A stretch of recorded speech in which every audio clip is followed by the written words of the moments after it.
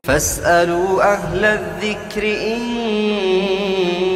كنتم لا تعلمون. Bismillah, alhamdulillah, wassalatu wassalamu ala rasulillah wa ala alihi wa ashabihi wa man tabi'ahum bi ihsanin ila yaumiddin, amma ba'du. Kaum muslimin yang dimuliakan Allah Ta'ala, sekarang sedang ada isu yang dinamakan mental health, yaitu kesehatan mental. Yaitu sebuah problem dalam kehidupan, terutama mungkin dikenal dengan masa depan dari anak-anak kita, generasi Z, atau yang dikenal juga dengan generasi strawberry, yaitu berkaitan dengan kesehatan mental. Sebenarnya kenapa mungkin begitu banyak problem berkaitan dengan mental kejiwaan, ya, dari berbagai sisi.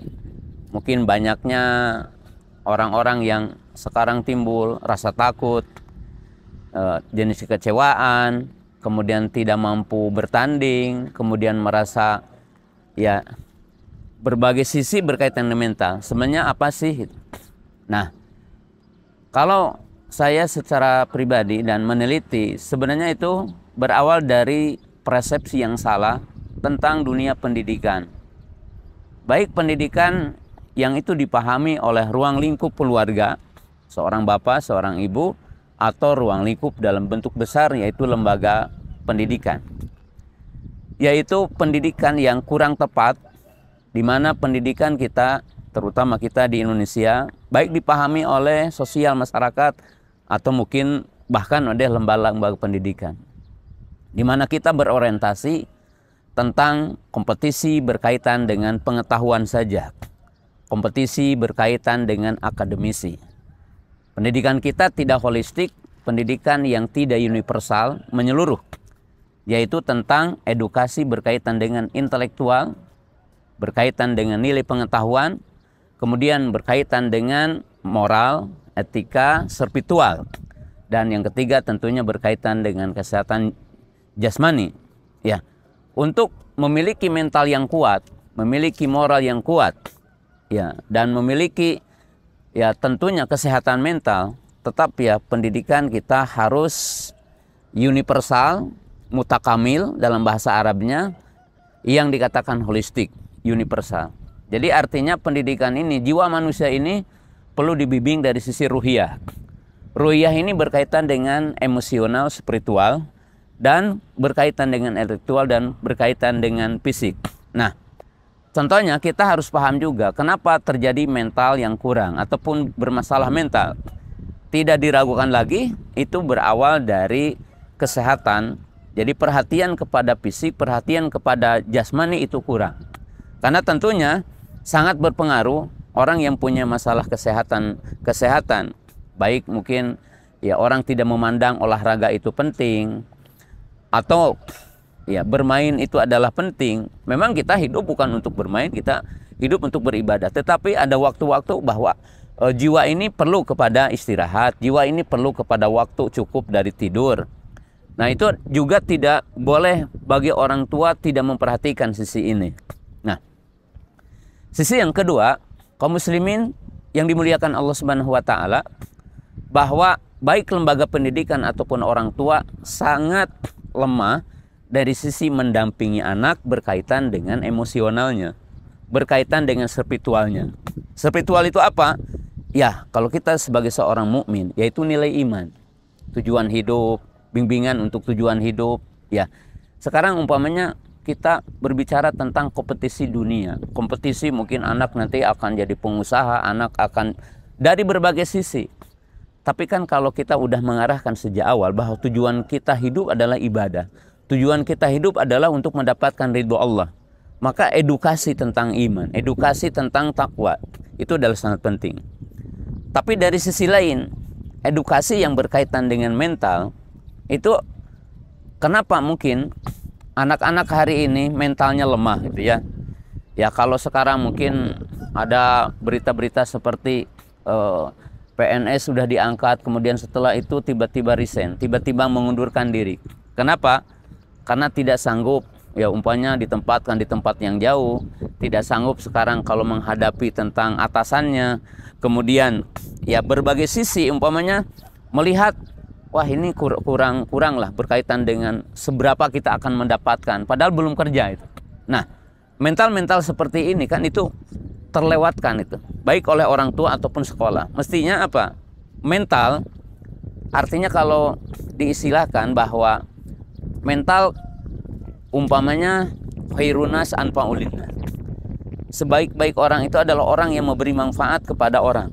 Nah, itu kan dibina. Jadi ketika orang itu mau kerja, berawal begini dulu. Seberapa kita akan memberi manfaat kepada orang, sejauh itu juga kita akan mendapatkan feedback kebaikan. Jadi jangan dulu anak itu berbicara ya tentang nominal, tentang seberapa itu. Ya. Dan itu mental-mental yang tentunya apa? Tentunya harus dibina sejak awal.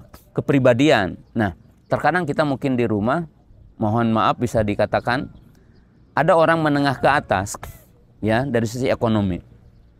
Yang dipikirkan oleh kita apa? Yang penting kamu itu les gitu tiap hari.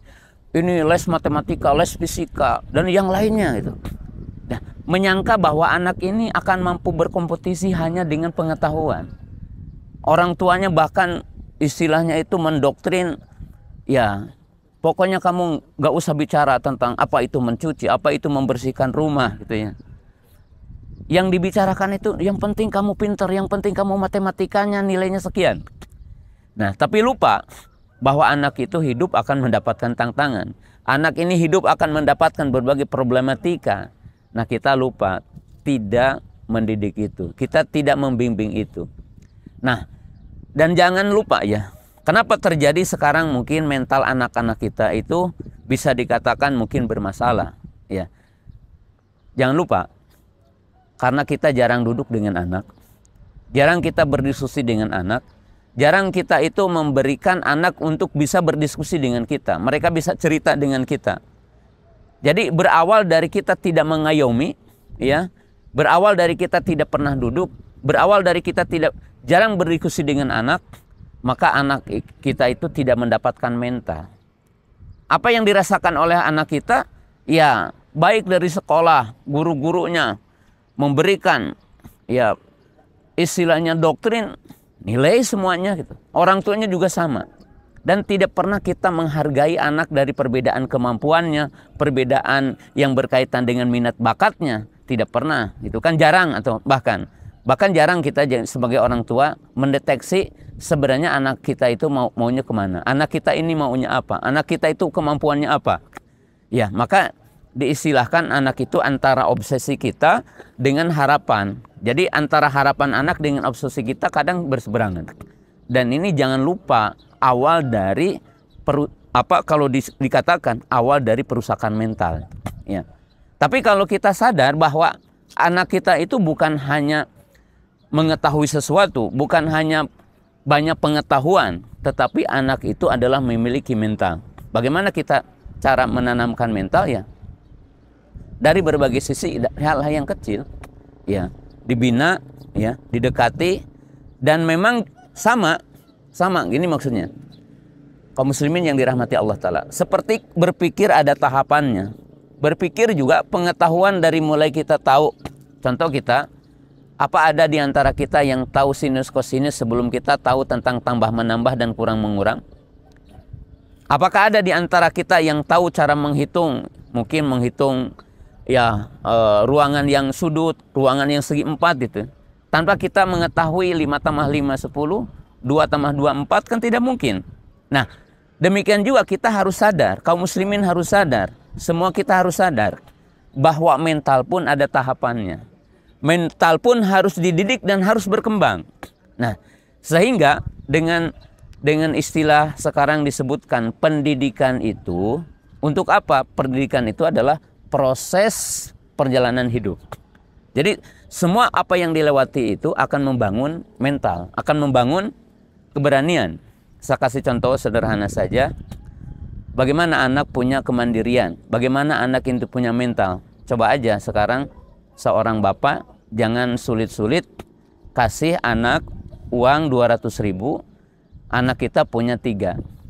Ambil satu kakaknya atau siapa saja, dibilang, nah bapak titipkan uang 200.000, coba kamu berbagi makan tuh di sana.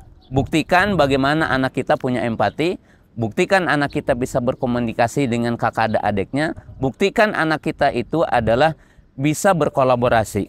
Mungkin bisa saja anak kita cerita nanti satu beli mie, satu beli ini, kemudian nanti saling merasakan, si ini merasakan. Itu bukti bahwa anak kita ada kemampuan berkomunikasi, ada kemampuan berbagi, ada kemampuan berkolaborasi, ada kemampuan anak itu empati satu dengan yang lainnya.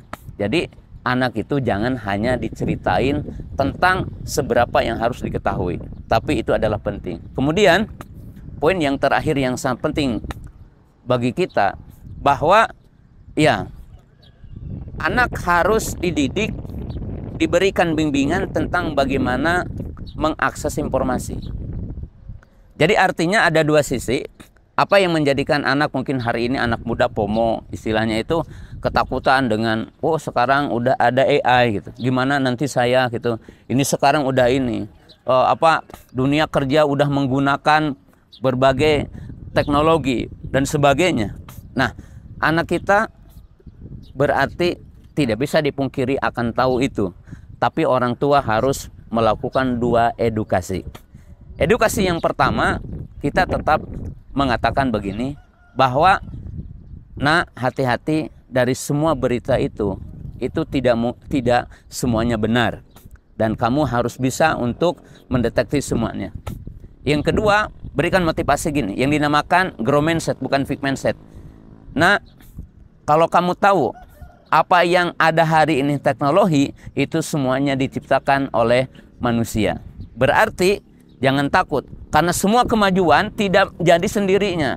Tidak ada yang namanya teknologi itu adalah jadi sendirinya, tetapi adalah hasil rekayasa manusia, hasil kemampuan manusia. Berarti kita sebagai manusia jangan takut bahwa semua yang ada di alam semesta ini, apa yang ada di muka bumi ini akan bisa dikendalikan dengan kekuatan kita yang dianugerahkan oleh Allah Subhanahu wa Ta'ala. Tidak mungkin alam semesta Allah Ta'ala ciptakan buat kita, Allah Ta'ala berikan buat kita, lalu Allah Ta'ala tidak memberikan kepada kita kemampuan yang sesuai dengan alam semesta ini dan keadaan-keadaan ini. Karena dalam kesempurnaan Allah Subhanahu wa Ta'ala menciptakan kita, sebagaimana disebutkan dalam ayat, alladzi khalaqa fasawwa walladzi qaddara fahada. Artinya semuanya ini adalah Allah menciptakan alam semesta, kemudian Allah Ta'ala menciptakan perubahan, dan disitulah juga Allah Ta'ala menciptakan kekuatan bagi kita. Dan disinilah para pemuda, para pemudi selalu optimis untuk menghadapi berbagai tantangan-tantangan baru,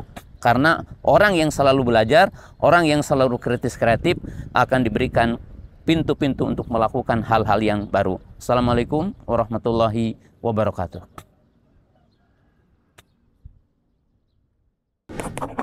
فاسألوا أهل الذكر إن كنتم لا تعلمون